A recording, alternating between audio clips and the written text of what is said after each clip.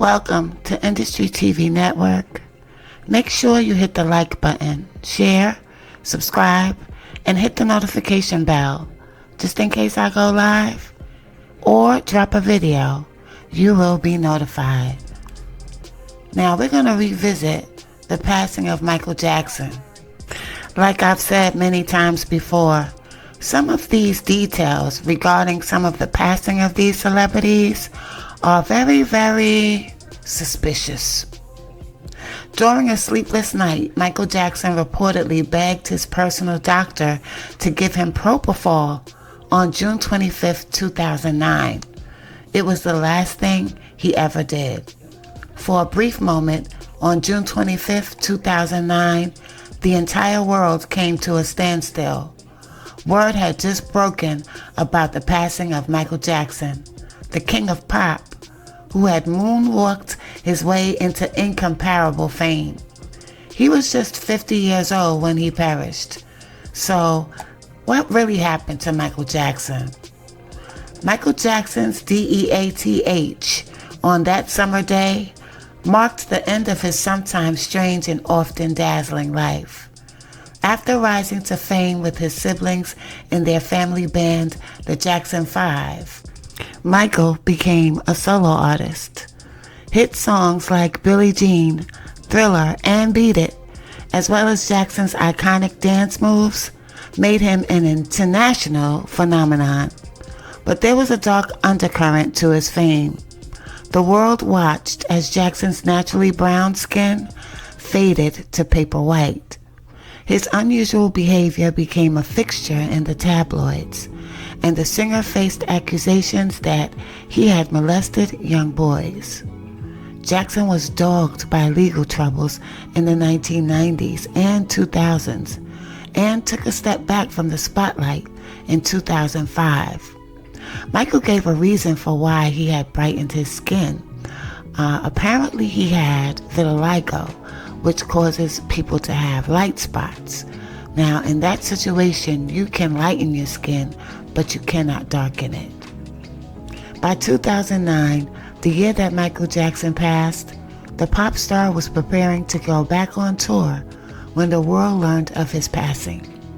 Rumors immediately swirled about the case, though it took months to reveal that Jackson had passed away in his Los Angeles home after taking a fatal combination of drugs prescribed to him by his personal doctor.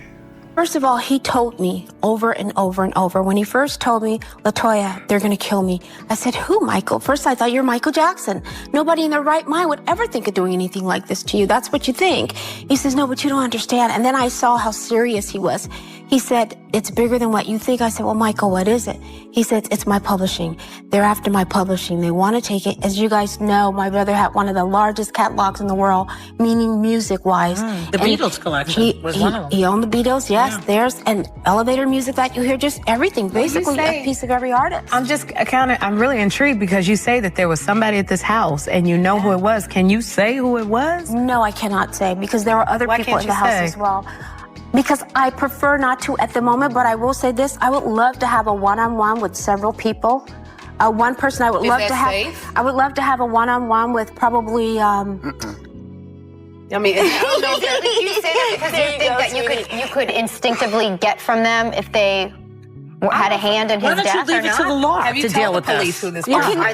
Okay, you said leave it to the law to deal with this. Yeah. Yes, of course, the law is dealing with this, but however, you must think about it this way. Joy, if you had a brother or sister that passed, and you knew that your sister or brother were telling you that they were going to do this to him, that it was a group of people, and this is what's going to happen to me step by step, the way he said it, not only to me, but to my mother as well, wouldn't you be concerned and wouldn't you be involved to find out who did it? In the years since Michael passed away, the world has struggled to define his legacy. He was one of the world's most successful and iconic entertainers, but a damaging documentary in 2019 made the case yet again that he sexually abused young boys and got away with it. Michael Jackson was born on August 29, 1958 in Gary, Indiana, to a large and musical family. When he was 5 years old, he joined 4 of his older siblings in their band, the Jackson 5, and eventually became the group's frontman. Under the unrelenting and frequently violent eye of their father, Joe, the boys in the Jackson 5 became a success in the early 1970s with hit songs like I Want You Back. I see you in his arms. I want you back. And I'll Be There. Oh, I'll be there. I'll be there. However, Michael Jackson also started to make a name for himself on his own. In 1972, he released his first solo album for Motown, Got to Be There. Got to be there. Got to be there. Be there in the morning.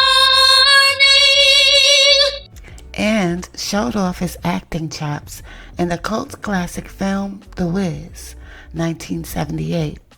Then, in 1979, Jackson released his first solo album for Epic Records, Off the Wall, which became the best-selling album of the entire year.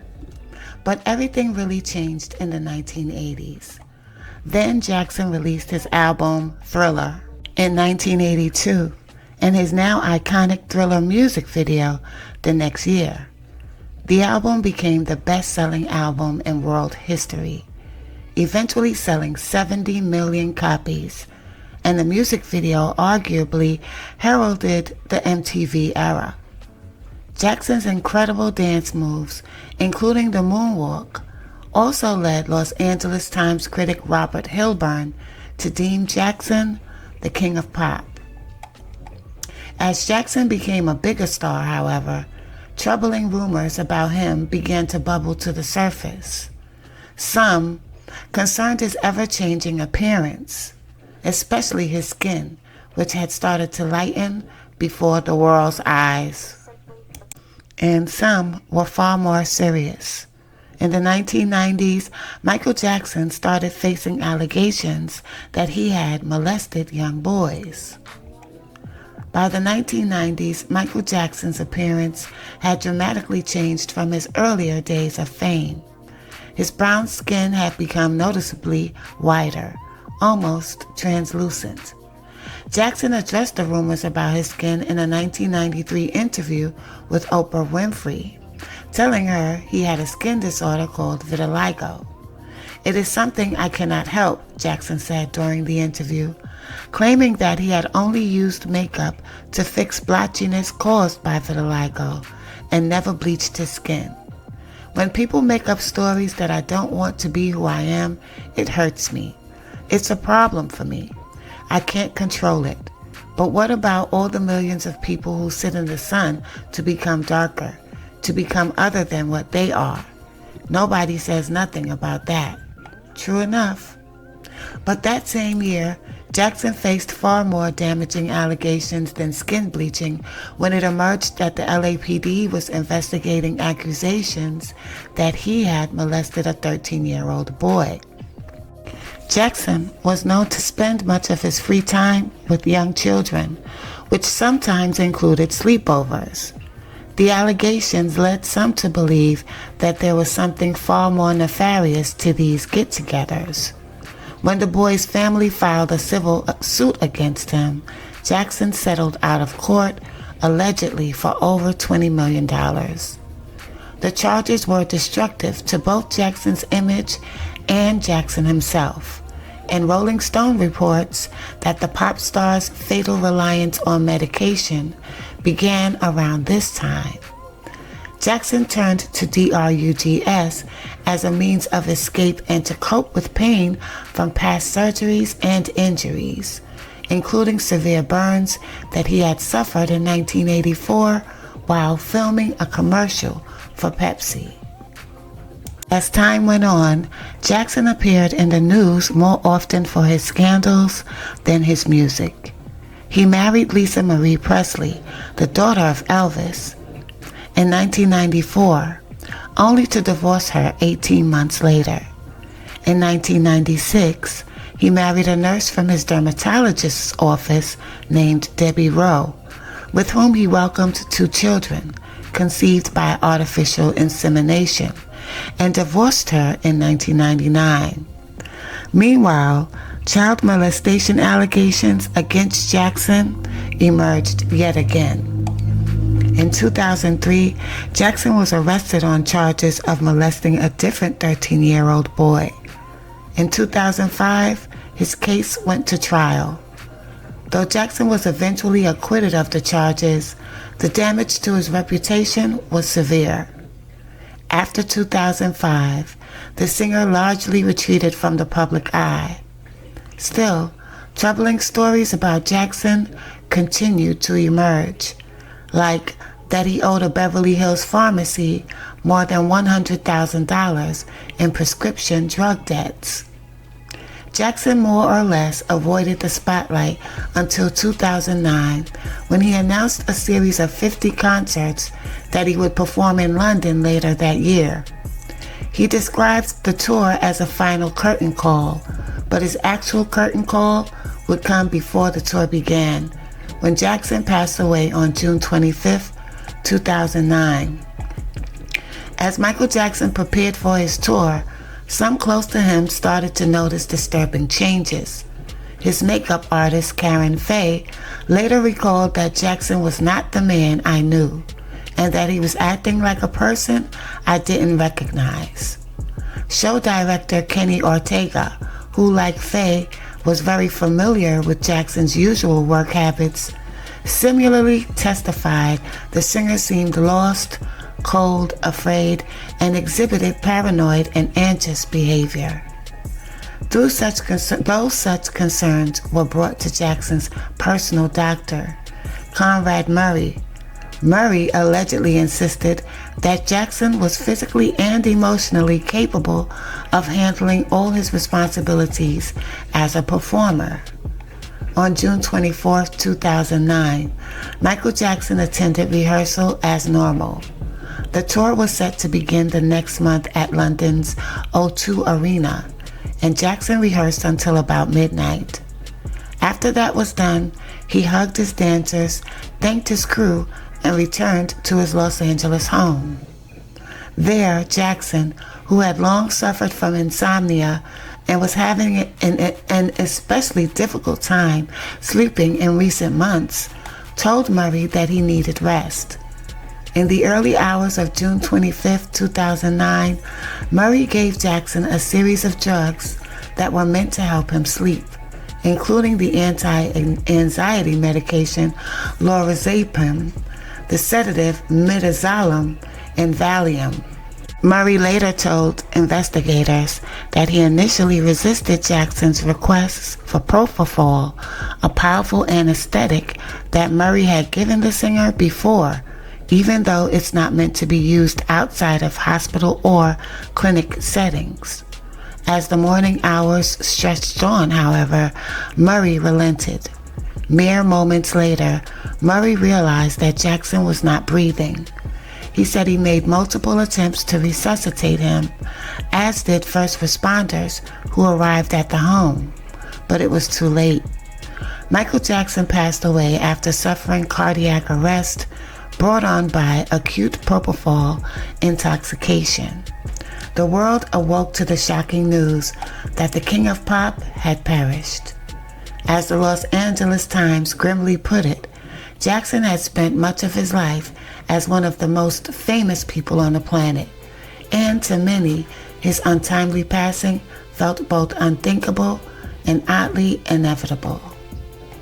8 months after Michael Jackson's passing, investigators charged Conrad Murray with involuntary manslaughter. Conrad Murray is simply the fall guy. This was definitely something that was premeditated, that they had planned to do, and they planned to take my brother out, and my brother knew it, and that's why he told me repeatedly and repeatedly and repeatedly that this was going to happen to him. He explained it to me. He explained it's because of my catalog, which is my publishing, and they're after it, and they want it, and they want their hands on it, and they want to take it away from me. So Michael developed this love-hate relationship with his catalog. I don't want it because it's going to destroy my life. No, it's mine. I'm going to keep it. I'm not going to let them rip it apart and take it from me. This went back and forth. I became begin to see his personality change. Michael had notes in his house saying how he hates John Branca, he hates Randy Phillips, he doesn't want them around, he'll never fly with them. He just went on and on expressing how he felt about these people. These people were all involved. Mind you, the will, I truly believe and I know that the will is fake. Because Michael was in New York when the will was signed, and they say he signed it in LA, and he did not. And they know this, but yet they put themselves as the executors on this estate. There was another guy that was in the will, Barry Siegel, but he pleasantly removed himself from it. Why would he do that? Because he knew that it was fake and he wasn't going to get involved in the skullduggery. That's why. In 2011, Murray was found guilty and sent to prison, where he served 2 years of a 4-year jail sentence. Since then, Michael Jackson has held an uncomfortable place in American culture.